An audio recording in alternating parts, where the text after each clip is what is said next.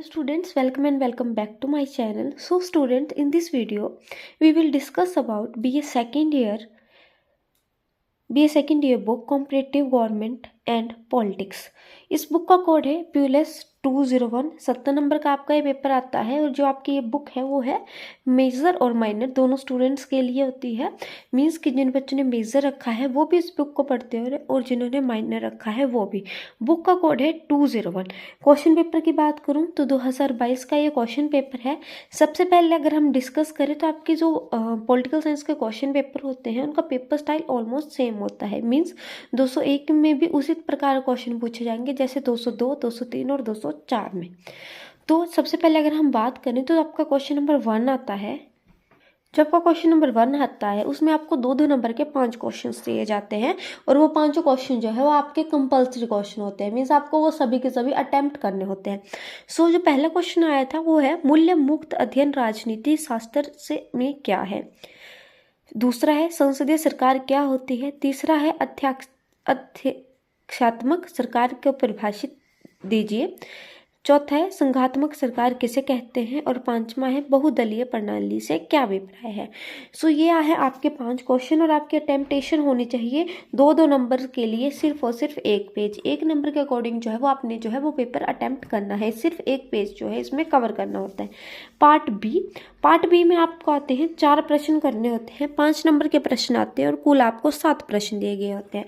पहला प्रश्न है तुलनात्मक विधि की क्या उपयोगिता है। दूसरा प्रश्न आता है आपका अधिनायकवादी सरकार की कोई 3 विशेषताएं क्या है। तीसरा है संसदीय तथा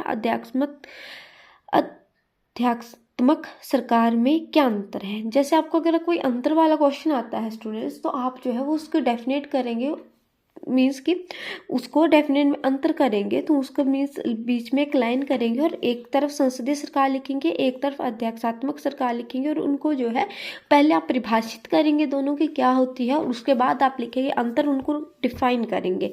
पेपर की अटेम्प्टेशन ही आपको जो है वो मायने रखती है ज़्यादा से ज़्यादा। क्या कनाडा को सच्चा संघ कहना उचित होगा। फिर है फर्स्ट पास्ट द पोस्ट विधि के क्या गुण हैं। फिर है अनुपातिक प्रतिनिधित्व के क्या तरीके हैं और 7वां है विरोधी दल की क्या भूमिका है। तो ये थे आपके 7 प्रश्न जो पार्ट बी में पूछे जाते हैं। 5 नंबर के 4 प्रश्न पूछे जाते हैं। सम टाइम 4 क्वेश्चन आएंगे, 5 क्वेश्चन आएंगे आपको 4-4 नंबर के। तो इस तरह से आपने पहले देख लेना है कि क्वेश्चन पेपर में आपको क्वेश्चन कैसे अटैम्प्ट करने हैं और कितने क्वेश्चन जो है वो अटैम्प्ट करने होते हैं। फिर अगर हम बात करें सेक्शन 2 की तो सेक्शन 2 में आपको 4 जो है वो यूनिट्स दी जाती हैं और हर एक यूनिट को part A, B, C, D और E में आपका विभाजित किया जाता है। हर एक यूनिट से 2-2 प्रश्न पूछे जाते हैं और उन 2 प्रश्नों से आपने एक प्रश्न करना है। क्वेश्चन का जो शुरू होगा वो परिचय से होगा और उसके बाद आप अर्थ लिखेंगे। उसके बाद आप एक फ्लो डायग्राम बनाएंगे और उसको एक्सप्लेन करेंगे और इन लास्ट निष्कर्ष लिखेंगे। आपके जितने पेजेस हैं उसके हिसाब से जो है वो आपने पेपर अटेम्प्ट करना होता है और ज़्यादा से ज़्यादा जो है वो आप पॉइंट्स बनाने के प्रयास करेंगे। सो पहला क्वेश्चन है तुलनात्मक विधि से आपका क्या अभिप्राय है, इसकी मुख्य विशेषताओं का वर्णन कीजिए। और दूसरा है अधिनायकवादी शासन व्यवस्था क्या होती है, इसके लक्ष्य, गुणों तथा अवगुणों का वर्णन कीजिए।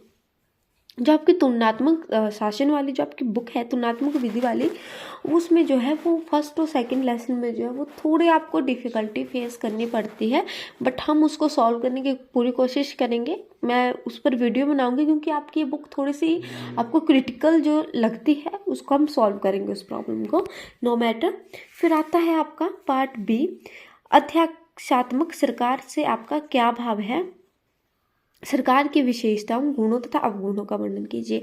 अब बेटा जो क्वेश्चन आपको दिए गए हैं उसमें आपने विशेषताएं, गुणों तथा अवगुणों का वर्णन करना है। अगर इसमें आपकी 3 फ्लो डायग्राम्स भी आप बना सकते हैं। अगर आपके पास टाइम ज़्यादा है, आप फ्लो डायग्राम नहीं बनाना चाहते हैं, एक फ्लो डायग्राम बनाए और उसके बाद गुण लिखेंगे।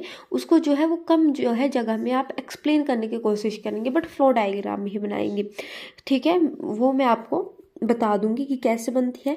फिर आता है एकात्मक सरकार से क्या अभिप्राय है, चीनी व्यवस्था की एकात्मक विशेषताओं का वर्णन कीजिए। ये आपका सेकंड यूनिट से 2 क्वेश्चन। अब हम थर्ड यूनिट की बात करेंगे।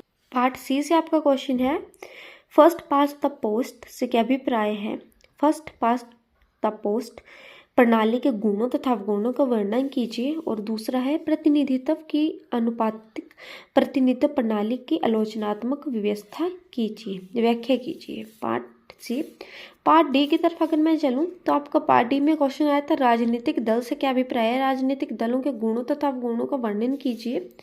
और अथवा में है एक दलीय प्रणाली से क्या अभिप्राय है, एक दलीय प्रणाली के गुणों तथा अवगुणों का वर्णन कीजिए। 10-10 नंबर के ही आपके प्रश्न है। अगर हम बात करें आपके, जैसे आपको क्वेश्चन आता है आलोचनात्मक व्याख्या कीजिए, तो स्टूडेंट समटाइम आपको कोई अपने क्वेश्चन पढ़ा होता है वो सिर्फ व्याख्या दी जाती है, आलोचनात्मक व्याख्या नहीं की जाती है उस प्रश्न की। तो आपने जैसे एक्सप्लेन करना है तो उसमें आपने आलोचनात्मक रूप से जो उसका वर्णन करना होता है। तो आप थोड़ा इन क्वेश्चंस को अगर आप रहने दें तो ठीक होगा। अगर आप डिपेंड करता है यहाँ पर कि आपने कौन सा क्वेश्चन पढ़ा है। वैसे मेरे ख्याल से अगर आपको जैसे the first pass the post में से क्या अभिप्राय है और इसके गुण तथा अवगुणों का आपको वर्णन करने के लिए दिया जाता है, तो उसमें आप ज़्यादा से ज़्यादा पॉइंट जो है वो इंक्रीज कर सकते हैं गुण तथा अवगुणों में, क्योंकि इसमें दो पॉइंट्स में जो है वो क्वेश्चन डिवाइड कर दिया जाता है। ठीक है, सो ये था आपका 2022 का क्वेश्चन पेपर। 2022 का question paper BA second year comparative government and politics PALS 201। अगर आपकी इस बुक से रिलेटेड कोई भी क्वेरी है तो कमेंट सेक्शन में कमेंट करके ज़रूर जाइएगा। थैंक यू फॉर वॉचिंग, और अपने फ्रेंड के साथ शेयर करना ना भूलें। Thank you for watching.